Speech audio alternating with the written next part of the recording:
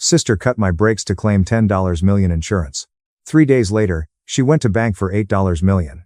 Teller smiled. Olivia just withdrew it all. She left in handcuffs. The dazzling headlights in my rearview mirror were the last thing I saw as my world rapidly spun out of control. I'm Olivia, 31 years old, and I never dreamed my own sister would abandon me to die in a cold ditch. I was driving my silver sedan through Milwaukee's heavy snow when I slammed the brakes at a hairpin curve, but the car advanced rather than stopped. The vehicle slammed through the railing and plunged into the ravine below, and I screamed in terror until the airbag knocked me out.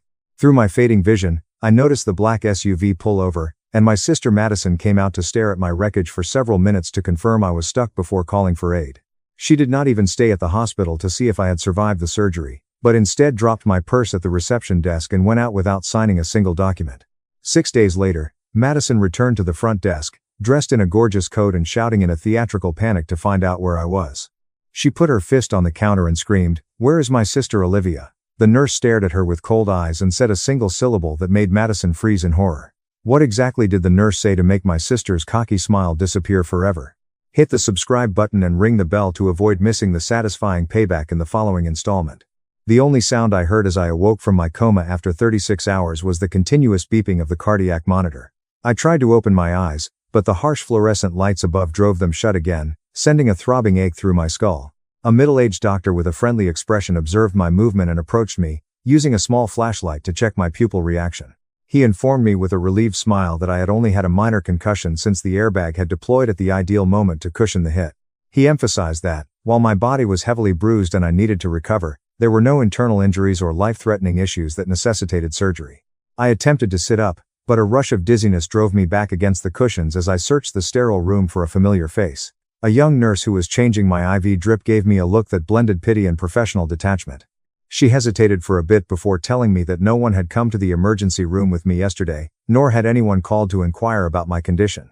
She explained that the woman who dropped me off had left my purse at the front desk without providing any insurance information or a phone number in case of an emergency before disappearing. I felt a cold knot form in my gut as I realized I had been abandoned in my most vulnerable state by the only family I had left. I asked the nurse if I could borrow her tablet because my phone was missing from my personal belongings and I needed to contact my office. My fingers trembled uncontrollably as I signed into my personal email account to check for any important messages regarding my absence. The email was filled with high-priority security notifications from the private bank that handled our family funds. I launched the banking app and gasped when I noticed a list of pending transactions awaiting administrator clearance. 3 different requests were made to sell a major chunk of the family trust fund, which my parents had placed under my management just hours after my injury. As I looked at the timestamps on those unlawful transfer requests, I had a disturbing thought. My thoughts returned to a difficult argument I had with Madison just last week in our shared kitchen. She had been exceptionally insistent that my automobile receive a complete brake service before the major winter snowstorms reached Milwaukee. I remembered how she insisted on taking my vehicle to a specific garage on the outskirts of town rather than our usual licensed mechanic because they were providing a special price. She had collected my keys with unusual enthusiasm and returned the automobile later that evening, declaring everything was in fine working order. As I looked up at the ceiling, the parts of this terrifying puzzle fell into place with clarity. The brake failure was not a technical coincidence, but rather a deliberate attempt to remove the only barrier between her and the money. Madison was drowning in gambling debts, and she realized that the only way to have access to the trust fund was to permanently remove me as trustee. She did not simply leave me here to teach me a lesson in control. She abandoned me here, thinking that I would be crippled long enough for her to steal everything we possessed. My sickness was caused by the treachery of my own flesh and blood rather than my injury. I knew I couldn't stay in this hospital bed for another hour since this place was no longer safe for me. I used the nurse's iPad to look up the private phone number for my lawyer, Mr. Harrison. I dialed his number and hoped he would answer, despite the fact that it was just dawn. When his gruff voice answered the phone, I immediately stated the matter, not giving him time to ask superfluous questions. I informed him that my life was in jeopardy and that I wanted him to come to the hospital right away to facilitate a discreet discharge before anyone realized I was awake. Mr. Harrison recognized the urgency in my voice and offered to be within 25 minutes to complete the papers and transport me to a secure location. I returned the tablet to the nurse and reclined against the pillows to await my rescue while devising a strategy. Madison believed she had broken me by leaving me for dead in that freezing ditch. However, she had simply reawakened a resolve that would be her undoing.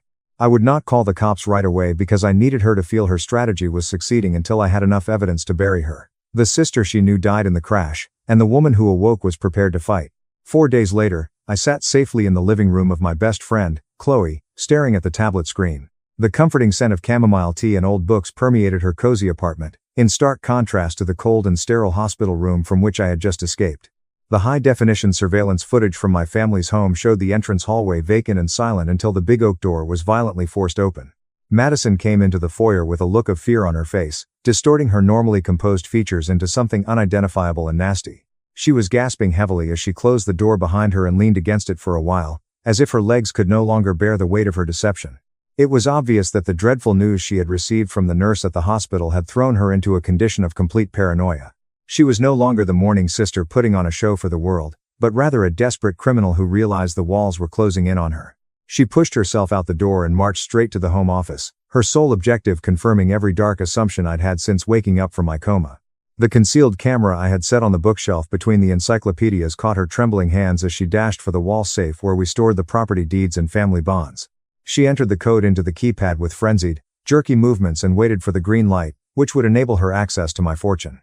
When the red light flashed repeatedly, denying her access to the documents she so desperately desired, I couldn't help but smile grimly. She had no idea I had manually reset the digital code the night before our vacation because my instincts told me something was amiss with her behavior. Madison screamed in rage and kicked the heavy metal door of the safe before grabbing her phone from her pocket and making a call. The high-definition audio picked up her heavy breathing as she waited for the person on the other end to answer the phone. Her voice was a combination of dread and aggression as she yelled into the receiver, "Give me 3 more days. My sister isn't dead yet, but I'll find a way to get her signature. Don't touch me." My heart froze in my chest as those words verified that my death was part of the deal she made with her creditors. I pressed the save button on the screen to transfer the footage to a cloud server that only Mr. Harrison and I could access. This was incontrovertible evidence of her financial motivation, linking the altered breakage to her desperate need for money to pay off her gambling debts. She continued to pace about the office while arguing with the person on the phone, eventually tossing a porcelain vase against the wall in a fit of wrath. As Chloe sat alongside me on the soft velvet sofa, she carefully placed a porcelain cup on the coffee table. She furrowed her brow as she moved her gaze from the angry woman wrecking my office on the TV to my impassive demeanor. She took a deep breath before voicing the question that had been bothering her since I arrived on her doorway. How long will you let her run wild? Why not contact the cops and arrest her straight away? I turned off the tablet screen to stop watching my sister's sad existence collapse, because I had seen enough to know she was surrounded. I stared my friend in the eyes and shook my head, displaying a hard resolve that I had never had before the accident. I said firmly, "Not yet. I want her to lose everything from her reputation to her freedom, not just an administrative fine. The police could arrest her for attempted fraud based on this video, but she could potentially bail herself out or claim emotional distress to reduce the sentence. I needed her to dig a hole so deep that not even Milwaukee's best lawyers could get her out. She had attempted to kill me for money, therefore I would make sure she lost every dime she ever wanted to get before sending her to prison. The game had changed, and the predator who had cut my brakes was going to find she was now the prey." The next morning, the insistent ringing at the doorbell disrupted the peaceful atmosphere of Chloe's suburban apartment. I was sitting at the kitchen island, sipping a cup of herbal tea and trying to ignore the constant throbbing in my temples, when the noise made me startle. My best friend Chloe gave me a troubled look, before heading over to the foyer to examine the peephole in the hefty wooden door. Before she could even unlock the deadbolt, a fist banged against the wood again, rattling the picture frames on the neighboring wall. Chloe barely got the door open before my sister Madison forced her way inside with the arrogant arrogance of someone who thought she owned the world. I watched her dash into the living room with shock and dread, realizing my safe sanctuary had been jeopardized so swiftly. She was brandishing her smartphone in the air like a weapon, raving about how simple it was to follow my location using the shared delivery app we'd been using for years. It seems that I had made a significant error by forgetting to log out of the family account on my personal device before ordering dinner the previous night. Madison didn't inquire how I was feeling or why I had bandages on my head from the accident she caused. She marched right at me, her eyes flashing with rage, and aimed a manicured finger directly at my face. Her voice was sharp enough to make my headache worse as she vented her misplaced rage on me. "You ungrateful brat. I've been running around trying to take care of you, and you're hiding here, causing the entire family to worry." I glanced at the woman I had once looked up to, realizing that every word she said was a well-prepared falsehood aimed to deceive me. The old Olivia would have apologized quickly and sought to make things right in our divided family. But Olivia, who had been abandoned to perish in the snow, had vanished, replaced by someone cold and calculating. I dug into the manila folder next to my tea mug and pulled out a stack of printed transaction attempts that I had downloaded yesterday. I dropped the damning bank statements onto the glass coffee table, where they spread out to disclose the unlawful transfers she had made while I was unconscious. I stared her dead in the eye and kept my voice dangerously calm as I asked the question that would shatter her illusion. Are you worried about me, or are you worried because you can't withdraw the money from our parents' trust fund? Madison's face turned pale as she examined the documentation proving she had attempted to liquidate our assets before my corpse was even cold. She opened her lips to shout again, but the words died in her throat as she realized I understood exactly what she had been doing for the previous 6 days. The anger in her posture vanished suddenly, replaced by a deceitful display of emotional victimhood that I'd seen 1,000 times before. She clenched her hands together, claiming that she had simply attempted to relocate the monies in order to get a high-yield investment opportunity that would ensure our financial future indefinitely. She argued that she was merely attempting to relieve me of the responsibility of administering such a huge estate while I recovered from my injuries. I observed her performance with disdainful detachment because I knew the investment was merely a ruse to pay off the loan sharks who were breathing down her neck. When I remained silent and refused to take up the pen, she attempted to force me to sign the authorization documents. Her expression hardened back to deadly contempt. She leaned across the table, lowering her voice to a terrifying whisper, and threatening to destroy my life if I did not obey. She promised to go to family court and testify that the accident had caused severe frontal lobe damage, rendering me psychologically unable to manage my own affairs. With a nasty smile, she stated that once the state appointed her as my legal guardian, she would have complete power over every cent I had, no matter what I wished. The audacity of her warning marked the end of the relationship that had held us together since childhood. I carefully stood up from the bar stool and proceeded around the island, eventually coming face to face with the creature that shared my DNA. I pointed to the open door, where Chloe was already standing with her phone in hand, ready to contact the cops if things went further. I didn't yell or scream because I wanted her to hear every word of my rejection clearly. Get out of here immediately, Madison. From now on, I don't have a sister like you anymore. Madison glanced at me in surprise since she had never heard me talk with such total power in her entire life. She grabbed her handbag from the sofa and raced out the door, mumbling curses under her breath about how I'd regret crossing her. As the door slammed shut behind her, I felt a tremendous weight lifted off my shoulders, knowing that the real war had only just begun. That evening, my phone vibrated continuously with a deluge of notifications from social media, brightening the dimly lit living room. I took up the gadget with a heavy heart, knowing instinctively that Madison had launched her next attack. I unlocked the screen to discover a live broadcast notification shared by hundreds of common acquaintances and local community groups. I clicked on the link and watched my sister's tear-stained face fill the screen as she sat in her beautiful living room. She was putting on a show of a lifetime, weeping wildly into a tissue as hundreds of people offered their condolences in the real-time comment section. Madison stared directly into the camera lens with puffy eyes, claiming that the collision had caused considerable psychological stress, leaving her paranoid and confused. She spun a plausible story about how I was suffering from post-traumatic stress disorder, leading me to fear my own family was attempting to harm me. She lowered her voice to a conspiratorial whisper, accusing evil friends of isolating me from my loving sister in order to persuade me into handing away my assets. She portrayed herself as a martyred guardian, passionately attempting to protect her mentally disturbed sibling from being victimized by others. People who believed her falsehoods and described me as an ungrateful burden who needed to be institutionalized for my own protection left nasty words in the comment area. The scenario rapidly progressed from personal humiliation to professional catastrophe. When my business phone started ringing, I answered the first call from a long-term partner who oversaw our commercial real estate holdings, only to be met with awkward silence.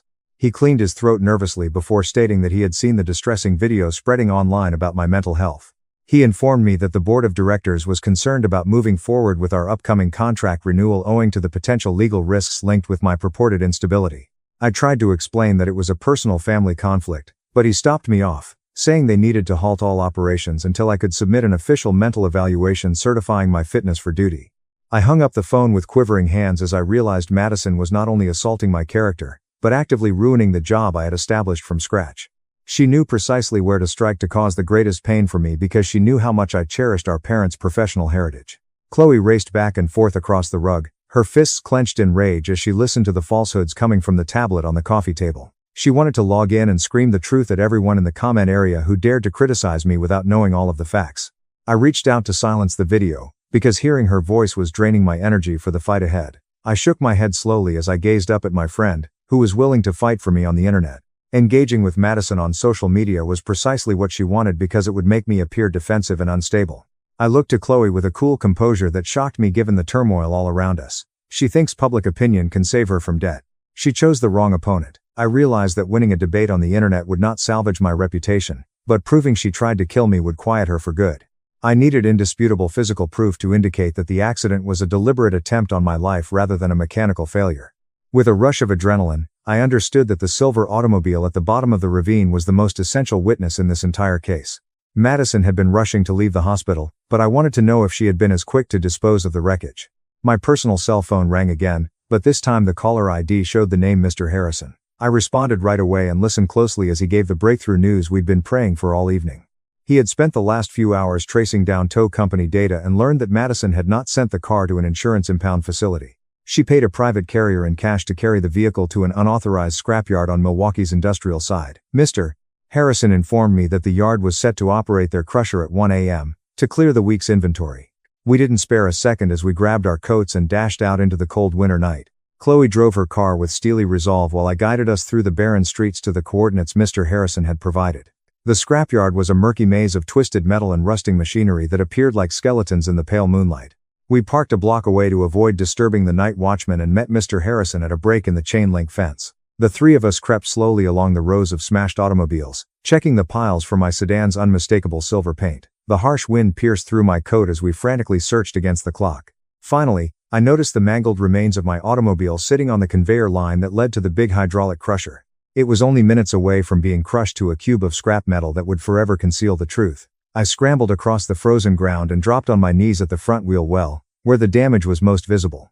I turned on my high-powered flashlight and shined it directly onto the underside to inspect the brake assembly. My breath froze in my throat as the glaring light confirmed all I'd suspected since waking up in that hospital bed. The brake line had not snapped due to wear and tear, nor had it burst under pressure while driving. The rubber hose had a clean, exact cut that went halfway through the material, leaving just enough integrity to hold until I applied considerable pressure to that abrupt curve. Mr. Harrison, look at this, I said quietly, my voice quivering not from the cold but from the terror of confirmation.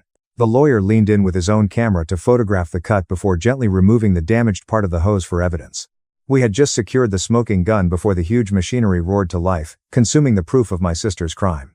Madison thought she had covered her tracks, but she had just given me the weapon that would destroy her freedom. That weekend, the Milwaukee Business Association's annual fundraising banquet was held luxuriously at the Grand Hotel, converting the ballroom into a dazzling sea of silk gowns and fitted tuxedos. The crystal chandeliers projected a golden glow over the city's elite, who gathered to network and flaunt their wealth while sipping high-end champagne. I waited in the shadows of the heavy velvet drapes near the entryway, watching my sister move around the room with the ease of a seasoned predator. Madison looked stunning in a crimson evening gown, which I knew she had bought on credit just hours before the occasion. She strolled smoothly among groups of wealthy investors, whispering terrible tales into their ears and blotting her dry eyes with a lace handkerchief. From my vantage point, I could see her surrounding Mr. Whitaker, a well-known banker who had handled our family's accounts for decades before retiring. She rested a hand on his arm and leaned in close, spinning her story of being the sole guardian of her mentally ill sister. I knew she was utilizing my alleged incapacity to obtain emergency bridge loans under the guise of securing the greatest medical treatment for me. It was a smart approach since it allowed her to beg for money without appearing desperate, presenting her financial need as an act of selfless love for a sick relative. She was about to close a deal that would provide her with enough money to depart the nation, but she had no idea her time was up. I nodded to Mr. Harrison, who stood stoically by me in his charcoal suit, and we emerged from the shadows to make our entry. The big bandage wrapped around my head stood out against the grandeur of the room, grabbing quick notice from the visitors approaching the entryway. A hush swept across the ballroom like a wave as everybody turned to look at the woman who was allegedly being held in a psychiatric facility. Despite the aching ache in my temples, I walked with my head held high, unwilling to appear as the victim Madison had portrayed me as. Madison glanced around when she sensed the strange hush in the throng, and the champagne glass slid from her hand, shattering on the marble floor. Her face paled as she peered at me, her eyes darting frantically around the room, as if looking for an exit that didn't exist. For a moment, she resembled a trapped animal. However, her survival instinct kicked in, and she decided to double down on her lie. She raced at me, arms outstretched as if to stop me, her voice high enough to be heard in the rear of the room. She raised a shaking finger at me, and screamed at the uniformed guys stationed at the fence. "Security, get this crazy girl out of here. She's agitated." Two enormous security guards paused, their gaze divided between the frenzied woman in the red dress and the calm woman with the bandaged head. Madison proceeded to scream about how I was having a psychotic episode, and